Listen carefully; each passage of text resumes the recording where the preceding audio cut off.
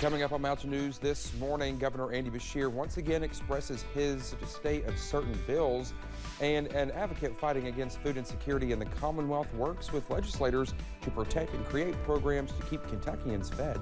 Dedicated to Eastern and Southern Kentucky, this is WYMT Mountain News this morning. Good morning to you. It is finally Friday, and it's almost 5 o'clock here. I'm Dakota Makris. Let's head over to Brandon for a look at that forecast this morning. And Brandon, the green behind you, what, is some ground clutter, I think, this morning? It is, most of it, but there is actually some rain falling. But this is going to be an interesting 36 hours when it comes to the forecast, because a little bit of everything is possible in the next day or so. So let's get into it this morning with live pinpoint Doppler radar. And we're going to highlight one area. As Dakota mentioned, most of that is ground clutter that it's scanning out there, not actually reaching the ground. But there is one area to our north that's dealing with some pretty good rain this morning. If you're along the I-64 corridor and just south, basically from Moorhead over toward Ashland and into Huntington, you're seeing some pretty good rain. So again, just be careful. No warnings up that way. There is a stalled out front that's going to bring chances for rain and heavy rain at that over that area for most of today before it drifts a little bit further south tonight and tomorrow. 57 in Moorhead, 55 in Ashland. Those are the cool spots. Monticello is at 71 still this morning. A lot of 50s and 60s out there. Now the 50s in Southwest Virginia, not part of that front. Just it's always cooler over that way, but a lot of mid to upper 60s this morning. I do think we drop just a little bit more before it's all said and done. I don't think we go too much further though. Let's call it 64, 65. I think I have 63 here. We'll see how it works out. Chances are around today, but the best chances are in the north. I will track all of this out for you, including the next 36 hours coming up here in just a little bit. Dakota? All right, Brendan, thank you. Governor Andy Beshear has not said if he will veto several controversial bills sent to him. The legislation is Senate Bill 5 and Senate Bill 150. One deals with parents having a process to examine materials allowed in schools, and another is a wide-reaching bill that covers everything from pronoun usage to gender-affirming medical care. Governor Beshear has expressed his dislike of Senate Bill 150 many times, and including yesterday after his Team Kentucky briefing.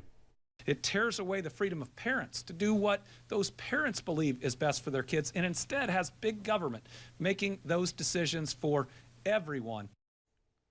The governor says many schools already have policies in place to deal with what's in Senate Bill 5 as far as keeping some objectionable material out of schools. Lawmakers return to Frankfort to finish the session next Wednesday. Well, a hearing is set for next month over in Clay County.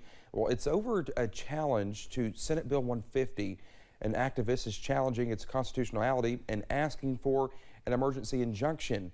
If the governor vetoes the bill, the General Assembly's Republican supermajority could try to override any veto when it returns next week. Well, many Kentuckians struggle with food insecurity. Data from Feeding America shows 15.5% of people in our region face some sort of food insecurity. Feeding Kentucky Advocacy Coordinator Cassidy Wheeler says she's been working with legislatures to create and protect already existing programs. It's like there are just so many different moving pieces that we're trying to work around, and it is very, very tough. If we're not getting the funding, if these programs if they don't exist, if we're not able to purchase food, the reality is that people just go hungry. Wheeler also says inflation has had an impact on the donations the food banks receive. State organizations have played a part in getting grant funding to Eastern Kentucky since last summer's flooding. The USDA grants that will go into the hands of flood survivors is a combined effort from federal and state agencies to speed up the recovery process. The Rural Development State Director says he's confident that money will be spent well because of multiple housing organizations in the area. Our infrastructure is there.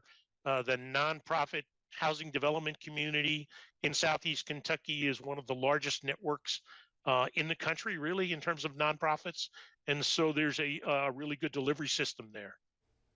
One of the nonprofits is the Housing Development Alliance. It released a statement saying it is a step closer to helping survivors repair their homes. Multiple counties across Eastern Kentucky that were affected by the flood have scheduled countywide spring cleanups. The Knott County Long-Term Recovery Group announced on Facebook that there's a cleanup scheduled for April 9th through the 15th. Nonprofits that wish to participate can earn $80 per mile up to 3 miles. Those nonprofits can contact the Knott County Judge Executive's office to get involved. Trash bags and gloves can also be picked up at the office. Big Sandy Community and Technical College hosted its Appalachia Together meeting yesterday, inviting advocates and academies to the Prestonsburg campus. The chat involved 3 speakers with topics ranging from Black history in the region to the growth of diversity and the promotion of safe spaces for all people. Those involved say the discussion about building community goes far beyond the campus buildings. And we're looking for individuals who just have ideas, who want to be a part of it, don't shy away from it. Oftentimes when you talk about diversity, equity, and inclusion, people are like, well, I really don't know what to do. But just as you hear about different programs that's occurring, get involved. Speakers encouraged the community to touch base with Big Sandy, U-Pike, and Pride organizations to see how they can support inclusion and diversity. More than 1 month after the Asbury University revival began, the need for revival is still lingering in one Eastern Kentucky boy's heart.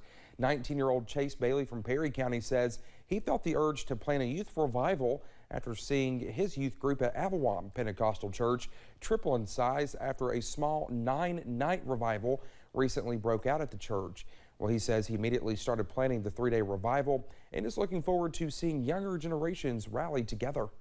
I felt it so heavy in my spirit that I needed to get this together, and so when God speaks, I listen, which is, I think, is very important because people need to know that God is so important and He's a staple in my life, and He needs to be a staple in everybody's life.